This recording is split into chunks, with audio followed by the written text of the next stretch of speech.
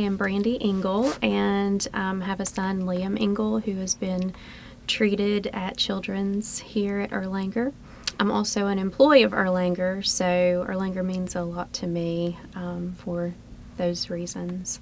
Liam was diagnosed with neuroblastoma, which is a form of cancer, in December of 2015, and he had no symptoms whatsoever.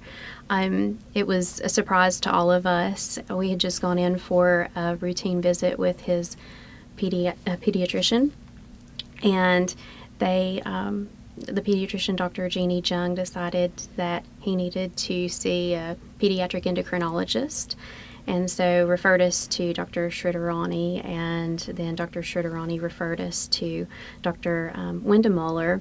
And as I mentioned, there were no symptoms. The only thing that they found was just slightly elevated liver enzymes, so through some lab work, and that's the reason for all the different referrals. And then Dr. Windemuller ended up finding out that, he felt his spleen in an area that it should not have been. So ordered an abdominal ultrasound, and they found a tumor, which ended up being cancer.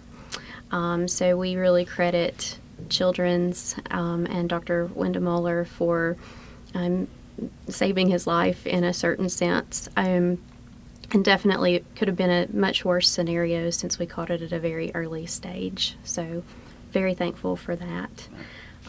So the Family Advisory Council is a group of parents, and not just parents, but anyone else that would take care of a child that's in the Children's Hospital. And the reason why I became involved is because my husband and I wanted to do something where we could give back to the community and back to Children's in particular. So I reached out along with a couple of other parents that I know to Children's, and they mentioned that there was this council, and I've attended on behalf of the council as a parent to hopefully be able to improve some of the things that we have in the hospital setting for children, and give our perspective on how things in the hospital impact my son. For instance, one of the things that he really relates to a lot when we visit Children's is the aquarium that's on the wall,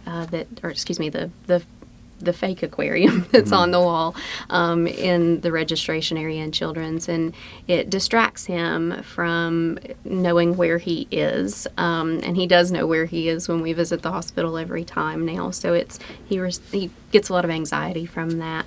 So with the recent Family Advisory Council meeting that we had, one of the topics that came up from all of the parents on the council was the fact that our lab in the Children's Hospital needed some improvement.